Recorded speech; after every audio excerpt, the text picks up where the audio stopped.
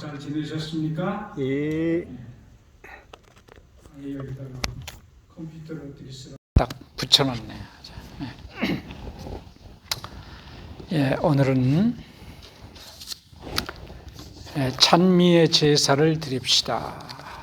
이런 제목으로 여러분과 함께 은혜를 나누려고 생각을 합니다. 무슨 제사를 드리자고요? 예, 찬미의 제사. 하나님의 말씀 히브리 13장 15절입니다.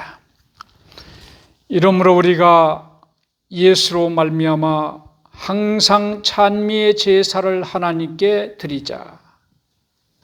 이는 그 이름을 증거하는 입술의 열매니라. 이 코리텐 붐이라고 하는 여자분이 계십니다. 혹시 여러분 들어보셨어요?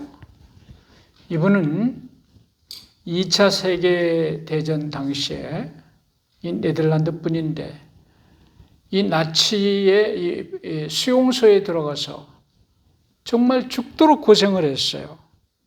정말 많은 고통을 당했어요. 그 언니도 그 수용소에서 죽었습니다. 근데 전쟁이 끝난 후에 세계를 다니면서 그는 그리스도의 복음을 전하는 그 복음 전도자로서의 활동을 많이 했어요. 예. 근데 이분이 호주의 시드니 공항에서 이제 시드니에서 복음을 전하고 공항에서 비행기를 타고 출발했는데 2시간 후에서야 자기의 제일 중요한 짐을 가장 큰 뭐라 그러죠? 그 짐을 안 실은 걸 발견을 했어요. 근데 그 짐 속에는 가장 중요한 자기의 그 재산이 다 들어있고 과거의 그 자기 모든 기록이 거기 다 있는 겁니다. 예. 가장 중요한 그걸 안 들고 온 거예요. 그래서 승무원에게 얘기를 했어요. 그 참 중요한 게 들어있으니까 어떻게 좀 비행기를 다시 회항을 하든지 좀 찾게 해달라고. 이렇게 하니까 승무원이 뭐라고 말하겠습니까? 싱글싱글 웃으면서 그건 불가능한 일이라고. 어떻게 비행기가 돌아가냐고. 나흘 있으면 그 물건을 어디 있는지 행적지를 아마 알 수 있을 거라고. 이렇게 얘기를 하는 거예요. 이 말이 끝나자 이 코리텐 붐 여사는 조용히 비행기에서 눈을 감고 입술로 찬양을 했어요. 계속 찬양을. 그런데 얼마 시간이 지난 후에 비행기에서 안내방송이 나왔어요. 기체에 결함이 생겨가지고 불갑을 시드니 공항으로 다시 돌아갈 수밖에 없다는 방송이 나왔어요. 승객들이 두려움에 사로잡혀가지고 아우성을 치면서 막 난리를 치는데 이 코리텐 붐 여사만은 눈을 조용히 감고 찬양을 계속했습니다. 드디어 비행기가 시드니에 도착했어요. 그 짐을 찾았습니다. 그리고 다시 비행기는 출발했습니다. 그때 한 유대인이 이 코리텐 붐 여사에게 찾아왔어요. 내가 보니 비행기가 고장나서 아우성치는 승객들 가운데서 유독 당신만 찬송하고 감사하던데 어떻게 그럴 수가 있었습니까? 이렇게 물었어요. 이때 이 코리텐 붐 여사는 자기가 믿는 예수 그리스도에 대해서 이 유대인에게 전도를 했습니다. 그가 예수를 믿게 됐어요. 여러분이시여, 찬양은 이렇게 놀라운 이적을 가져오는 것입니다. 여기 구약 시대에는 제사를 희생 제물을 잡아서 제단에 드리는 동물 제사, 의식 그런 제사였습니다. 그러나 예수 그리스도의 십자가의 제사가 있은 후에 더 이상 동물 제사는 드려지지 않습니다. 오직 이제는 예수 그리스도의 십자가를 믿는 사람들이 그 믿음을 자기의 삶으로, 자기의 생활로 표현하는 생활 제사만 있는 것입니다. 그리스도의 제사를 믿음으로, 믿는 생활로 나타내는 제사가 이제 성경에 한 6가지가 나와요. 첫째로 감사제가 있고, 두 번째로 선행제가 있고, 세 번째로 상한 심령제, 다른 말로 하면 회개제라고 합니다. 네 번째 희생제가 있고, 마지막으로 찬미제가 있습니다. 이 찬미제는 우리가 하나님께 드릴 수 있는 고귀한 제사 중에 하나입니다. 신약시대 제사는 동물 제사가 아니에요. 그리스도의 십자가로 제사가 드려진 것을 믿는 믿음의 생활의 표현의 제사만 있는 거예요. 그리스도의 십자가를 믿는다는 표현을 나의 생활로 나타내는 건데, 그것이 찬미제고, 그것이 감사제고, 그것이 희생제고, 그것이 선행제고, 그것이 찬미제입니다. 찬미제는 우리가 하나님께 드릴 수 있는 고귀한 제사 가운데 하나입니다. 예. 여기 찬미의 제사, 우리가 예수로 말미암아 항상 찬미의 제사를 하나님께 드리자, 이는 그 이름을 증거하는 입술의 열매니라. 그 이름을 증거하는 입술의 열매라. 찬미는 우리의 입술을 통해서 드릴 수 있는 최고의 제물, 즉 예수 그리스도의 이름, 생명의 복음을 증거하는 행위라고 하는 것이. 우리가 찬미를 드리는 것은 우리의 최고의 입술의 열매, 그 이름, 생명의 이름, 생명의 복음을 우리 입술로 드리는 최고의 제사라는 겁니다. 우리가 입술을 벌려서 찬미를 부를 때 그 이름, 복된 생명의 이름, 예수 그리스도의 이름을 증거하는 제사라 이 말이에요. 얼마나 고귀한 제사입니까? 네. 이것은 수송아지보다 더 값진 제사라. 시편 69편 30절, 내가 노래로 하나님의 이름을 찬송하며 감사함으로 하나님을 광대하시다 하리니, 이것이 소 곧 뿔과 굽이 있는 황소를 드림보다 여호와를 더욱 기쁘시게 함이 될 것이라. 찬미 제사는 뿔과 굽이 있는 황소를 드리는 제사보다도 여호와를 더 기쁘시게 하는 제사라. 요새 황소 한 마리에 얼마씩 하죠? 적어도 500만 원은 더 할 거예요. 500만 원짜리 제사보다도 입술로 하나님을 찬양하는 제사를 한번 드리면 하나님이 그걸 더 기뻐하신다. 드릴만 해요? 500만 원씩 드리라면 저는 잘 못 드릴 것 같아요. 근데 찬미만 들으면 500만 원짜리 제사보다 하나님이 더 기뻐하신대. 자, 얼마나 좋습니까? 너희 의인들아 여호와를 즐거워하라. 찬송은 정직한 자의 마땅히 할 바로다. 시편 33편 1절. 정직한 자는 마땅히 뭐를 한다? 찬송을 한다. 찬송을 한다. 찬양은 곡조 있는 기도이며 영혼 깊은 곳에서 울려나오는 하나님을 향한 신앙 고백이다. 곡조 있는 기도라. 기도에 곡을 붙였어요. 하나님을 향한 신앙 고백이다. 설교의 대상은 인간입니다. 설교는 사람을 움직입니다.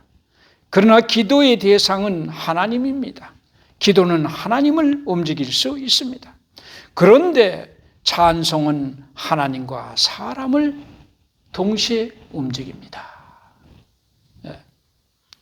그래서 이 찬미는 예배의 중요한 부분으로서 구약시대 때부터 이것이 예배 드릴 때 드려왔어요. 이 제일 먼저 다윗이 법궤를 메고 예루살렘으로 입성할 때 너무 기뻐서 춤을 덩실덩실 추면서 노래를 불렀어요. 그리고 각종 악기로 연주하며 찬양하도록 했습니다. 예. 그 다음에 이 성전 봉사를 위해서 다윗은요 24반차로 구성된 전문적으로 노래하며 각종 악기로 하나님을 찬양하는 자들을 두었다. 역대상 25장 7절에. 그런데 그 수요가 280명이에요. 그런데 280명은 보통 사람들이 아니고 그 음악의 전문가들입니다. 그리고 4,000명의 악사들로 구성된 찬양대가 있었다고 그랬어요. 역대상 23장 5절에 보면. 그래서 그 사람들은 아침 저녁으로 드려지는 제사 때마다 하나님께 악기를 연주하고 찬송을 드렸다. 그래서 예루살렘 성전에서 드려지는 모든 제사에는 언제나 음악이 따라왔어요. 음악 소리와 함께 제물이 올라갔습니다. 예. 이 솔로몬의 성전 완성 후에도 성전에 전문 찬양대를 두었어요. 역대상 9장 33절에 나옵니다. 이들은 찬양 외에는 다른 건 하지 않았다고 그랬어요. 전문적으로 찬양만 했어요. 예. 이런 이 예배 제도를 다윗이 다 만들었는데요. 성령의 감동을 받아서 한 것이 자기 마음대로 한 게 아니에요.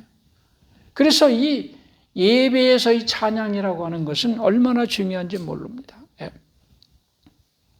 이 찬미의 능력이 몇 가지 있습니다. 찬미는 한 5가지의 능력인데, 첫째로 찬미는 우리의 영혼을 성결케 하여 하나님께로 이끕니다. 우리의 영혼을 성결하게 만들어서 우리 영혼을 하나님께로 이끄는 역할을 찬미가 한다는 거예요. 에베소 5장 19절에 시와 찬미와 신령한 노래들로 서로 화답하며 너희 마음으로 주께 노래하며 찬양할 때 우리 심령은 신령한 심령이 됩니다. 우리가 세속에 찌들고 그래서 더러워지고 혼탁해졌다 할지라도 우리가 경건한 찬양을 부르면 우리의 심령은 신령하게 변해요. 그래서 우리 마음을 하나님께로 이끌어줍니다. 사울이 악신이 들어가지고 시달릴 때 다윗이 와가지고 옆에서 수금을 타면서 찬양을 올리면 악신이 떠나고 사울의 마음이 상쾌해졌다. 사무엘상 16장 23절에 그렇게 되어 있어요. 악신이 들였다 할지라도 신령한 찬양을 부르면 악신은 떠나게 돼 있고 그 마음은 상쾌하게 그 괴롭고 두려움에 싸워서 아주 발광하던 그 심정이 정화되고 깨끗하게 해서 아주 상쾌하게 됐다. 그래서 우리가 예배 시간에 예배 드리기 전에 찬양을 탁 부르게 되면 우리의 속된 마음이 정결하게 되고 하나님께 우리가 교통할 수 있는 마음으로 우리가 준비가 되는 겁니다. 그래서 찬양이 그만큼 중요한 거예요. 찬미는 우리의 영혼을 성결케 하여 우리를 하나님께로 이끌어줍니다. 두 번째로 찬양은 적대감을 변화시켜 평화와 사랑을 가져다 줍니다. 그렇습니까? 여러분 싸우면서 노래하는 사람 봤어요? 싸우면서 노래하는 사람 없어요. 유명한 무디 목사의 그 찬양 인도자였던 생키, 그는 작곡가입니다. 이 생키가 한 번은 여객선을 타고 여행을 하고 있었습니다. 그 여객 가운데 이 생키를 신문을 통해서 이렇게 그 사진을 본 사람이 있었어요. 그래서 이 생키에게 가서 그 당신 작곡한 찬미 선한 목자 되신 우리죠. 우리 찬미가에는 497장이에요. 선한 목자, 그 노래 있잖아요. 그걸 좀 불러달라고 이 사람이 쫄랐어요. 이 생키는 거절하지 못하고 사람들 앞에서 그 노래를 그냥 불렀어요. 부르니까 한 사람이 다가왔습니다. 생키 선생님, 남북전쟁 당시에 북군으로 참전한 일이 있죠. 그렇다고. 저는 남군이었습니다. 전쟁이 끝난 남군이었어요. 저는 전쟁터에서 당신을 봤습니다. 당신은 파란 북군의 복장을 하고 있었죠. 그날 밤은 보름달인데 보름달이 떠서 당신의 모습을 볼 수 있었어요. 그런데 제 소총의 사정거리 안에 당신이 들어왔습니다. 저는 당신을 쏘려고 방아쇠를 당기려고 하는데 당신은 찬송을 불렀어요. 당신이 부르던 찬미는 우리 어머니가 가장 좋아하는 찬미였어요.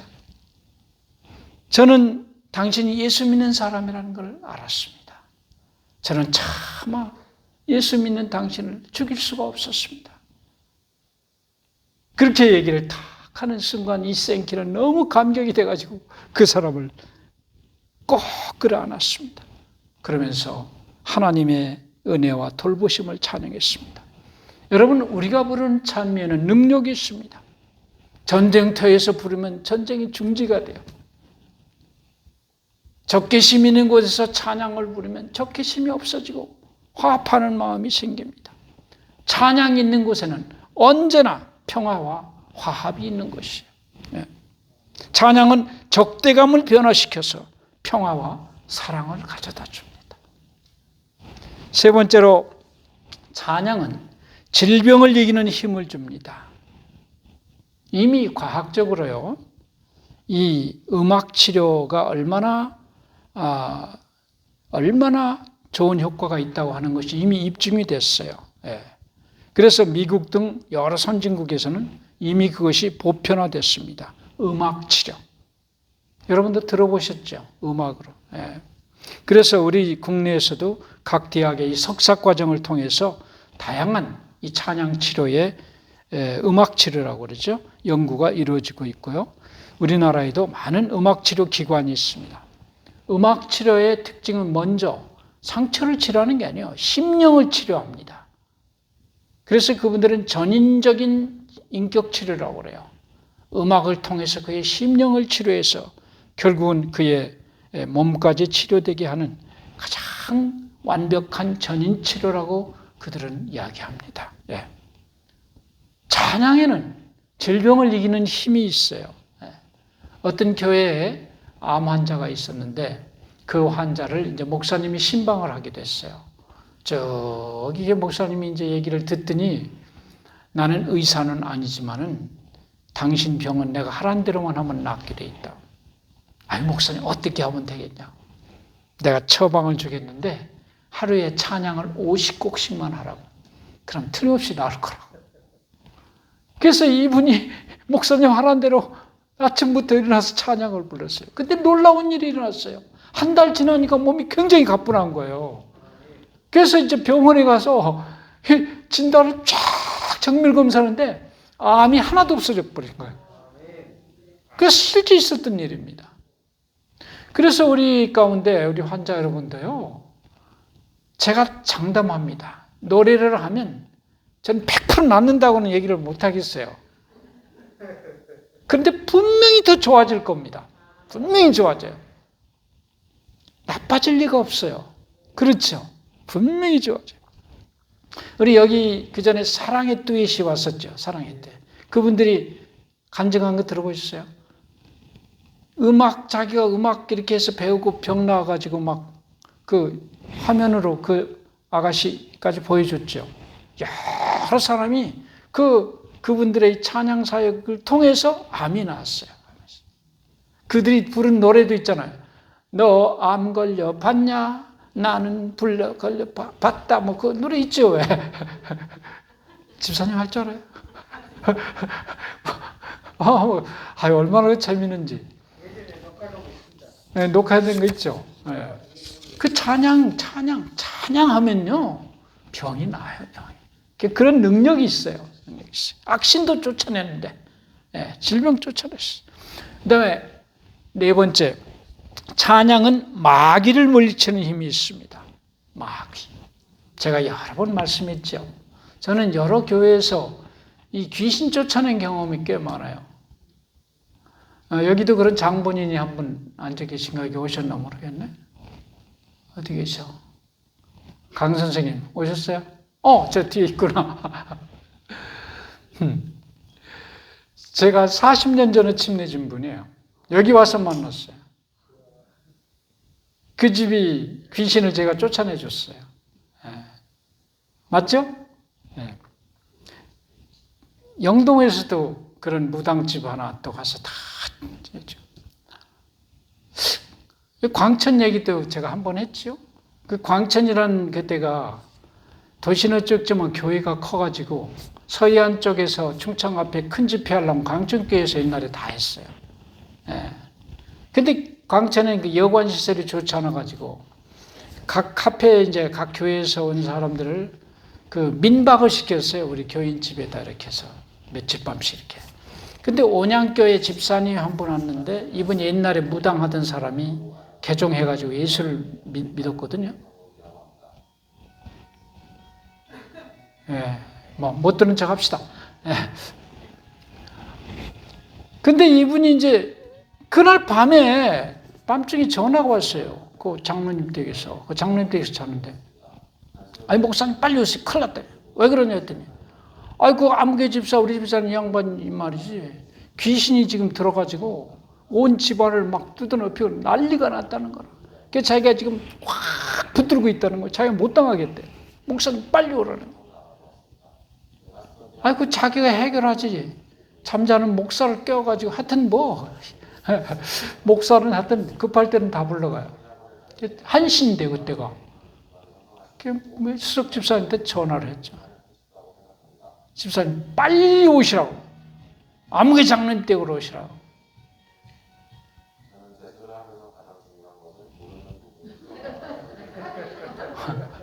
설교보다 저게 나은 것 같은데?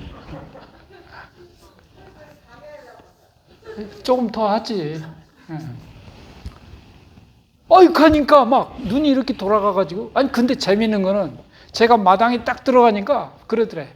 목사가 뭐하러 와? 아직 뭐, 나 가는 거 알지도 못하는데, 목사가 뭐하러 와? 목사가 뭐하러 와? 막 그러더래, 이 사람이. 이제 갔는데 어떻게 해야 돼요? 다른 건 말이 통합니까? 눈이 돌아가가지고 이게 뭐 대화가 안 돼. 찬미만 불렀어요. 30분을 부르니까 기운이 착 빠지더니 잠을 자더라. 그 잠자서 여기는 왔죠. 그랬더니 새벽 한 5시쯤 되니까 그 양반이 찾아왔어, 우리 집으로. 그 교회에서 새벽 기도 하는데 새벽 기도 올라가 왔다가 우리 집에 와가지고, 아이고, 목사님, 어쩌니 제가 주책을 부려서 대단히 죄송해요. 말짱하게 돼가지고. 여러분, 이 마귀들 쫓아내는 방법은 참여하면 그냥 나가버려요. 참여. 예. 제가 조심스러운 얘기인데, 제 영동교회 선임자가 신태식 목사님이에요. 이거 우리 원장님 장인 심태섭 목사님 말고 신태식 목사님이라고 우리 교단이 일제 때부터 우리 청년들을 보호하고 정몽리에서 철도 침묵회사를 하면서 우리 재림 청년들을 보호한 아주 유명한 목사님 계셔요. 그분이 제 전임자인데, 그러니까 바로 전임자가 아니고 깨어라. 그분이 올 때는 영동교회 사택이 없어가지고 산속에 그 흉가에서 살았어요. 이분이 흉가. 근데 흉가 이게 참 끔찍해. 밤중이 되면 뭐가 나와가지고 자기 이름을 자꾸 불러. 자기 엄마랑 목소리가 똑같아. 그 태석아 근데 신태식 목사 어렸을 때 이름이 태석이요. 그 태석아 부르는 거예요. 자, 어떻게 합니까? 이건 누가 오는 거예요, 이게? 마귀예요. 가만히 앉아서 찬미만 부르면 싹 없어진대. 찬미만 부르면. 여러분, 찬미에는 능력이 있어요. 귀신이 천리 밖으로 도망을 갑니다. 찬미를 부르세요. 5번째, 찬양은 하나님의 이적을 불러옵니다. 여기 바울과 실라가 빌립보에서 귀신 들린 처녀에게 전도를 했어요. 귀신이 떠나가는 것까지는 좋았는데 주인이 바울과 실라를 고소를 했어요. 그래서 로마의 이 높은 사람이 바울과 실라를 다짜고짜로 매를 때려가지고 온몸이 상처투성이가 돼가지고 밤에 착고를 차고 감옥에 갇혀있어요. 이 아픈 사람 밤에는 더 아프죠. 얼마나 밤에 신음소리가 나고 고통스럽겠어요? 그런데 이 사람은 원망하거나 낙심하거나 의기소침 않고 정반대로 하나님을 찬양을 하기 시작합니다. 그럴 때 어떤 일이 일어났습니까? 밤중쯤 되어 바울과 실라가 기도하고 하나님을 찬미하며 제수들이 듣더라. 이에 호련히 큰 지진이 나서 옥토가 움직이고 문이 곧 다 열리며 모든 사람의 매은 것이 다 벗어진지라. 옥사장이 놀래가지고 선생들아, 어찌하면 우리가 구원을 받을 것인가? 주 예수를 믿으라. 그래야만 너와 내 집이 구원을 얻으리라. 그날 밤에 옥사장과 그 가족들이 침례를 받았어요. 그리고 새로운 인생을 살게 됐습니다. 찬양에는 위력이 있어요.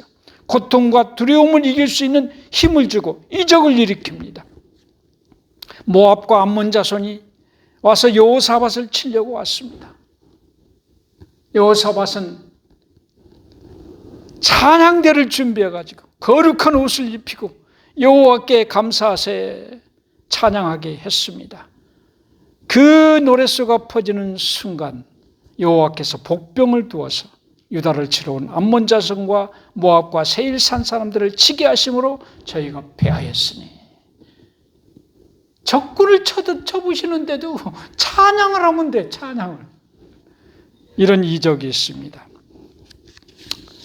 여기 마지막으로 찬양은 슬픔과 두려움을 이길 힘을 주고 그것을 감사와 기쁨으로 변화시킵니다. 1704년 슈몰크 목사, 독일 사람이죠. 카톨릭과 프로테스탄트 종교 전쟁으로 인해서 30년 전쟁이 이제 끝나고 신자들은 고통과 시리에 빠져 있었습니다. 36개 마을을 다니면서 그가 신자들을 위로를 했어요. 어느 날 신방을 마치고 집에 돌아보니까 불이 나가지고 자기 집이 다 수껍내기처럼 타고 없는 거예요. 연기만 솔솔 나고 있어요. 이 카톨릭 교인으로 추정되는 사람이 루터교회 목사인 그의 집에다 불을 지른 겁니다. 이 슈몰크 목사는 집에 두고 온 두 아들이 생각났어요. 아들을 찾았어요. 보이질 않습니다. 잿더미를 헤치고 보니까 두 아들이 서로 껴안은 채 새카맣게 불이 타서 죽어 있었습니다. 그 모습을 본 아내는 그 자리에서 기절을 했습니다. 자신도 한동안 정신을 잃고 망연자실할 수밖에 없었습니다. 드디어 그는 하나님께 울부짖기 시작했습니다. 한참 눈물을 흘리며 울부짖다가 새까맣게 탄 두 아들 앞에 무릎을 꿇고 앉았습니다. 그는 조용히 기도하기 시작했습니다. 그 기도를 시로 옮겨놓은 것이 바로 찬미가 549장이에요. 내 주여 뜻대로 하소서. 우리 찬미가는 387장입니다. 내 주, 내 구주 예수여, 내 구주 예수여 뜻대로 하소서. 온 몸과 영혼을 다 주께 드리니 이 세상 고락간 주 인도하시고 날 주관하셔서 뜻대로 하소서. 내 구주 예수여 뜻대로 하소서. 근심 중에도 낙심케 마소서. 주 당한 고생을 혹 내가 당해도 날 주관하셔서 뜻대로 하소서. 내 구주 예수여 뜻대로 하소서. 내 모든 사정을 다 주께 맡기고 저 천국 먼 길로 향하여 가리니 살든지 죽든지 뜻대로 하소서. 이 믿음의 찬양으로 그는 마음의 위로를 얻었고 그는 남은 여생을 다시 하나님을 위해서 봉사하다가 생애를 마쳤습니다. 여러분, 찬미는 우리 마음의 슬픔을 이길 수 있는 힘을 주고 우리 영혼을 하나님께로 이끌어 가는 것입니다. 우리 어렵고 견디기 힘들 때 우리는 찬미를 해야 되겠습니다. 그럴 때 우리는 위로를 받고 용기를 받고 힘을 얻게 되고 우리 영혼을 하나님께로 이끌리게 되는 것입니다. 찬미는 그 이름을 증거하는 입술의 열매라고 했어요. 그 아름다운 찬미의 제사를 자주 드려가지고 하나님도 기쁘시게 하시고 그 제사를 통해서 우리도 많은 복을 받는 여러분과 제가 되기를 간절히 바라면서 오늘 말씀을 마치겠습니다. 기도하겠습니다. 자비로우신 하늘아버지, 은혜를 생각할 때 감사를 드립니다. 도대체 우리가 무엇이간데 우리를 그토록 사랑하시고 주의 이름을 찬양하는 입술의 열매 찬미를 통해서 하나님과 교통하게 하고 위로받게 하고 힘을 얻게 하고 주님께 나가게 해 주십니까? 주님이여, 주께서 주신 이 귀한 찬미의 제사 자주 드려서 하나님을 기쁘게 하고 복받는 우리가 되도록 인도해 주시옵소서. 괴로울 때는 찬미하고 하나님을 항상 의지하는 당신의 종들 되도록 인도해 주시기를 원하며 예수님 이름으로 간절히 기도하옵나이다. 아멘.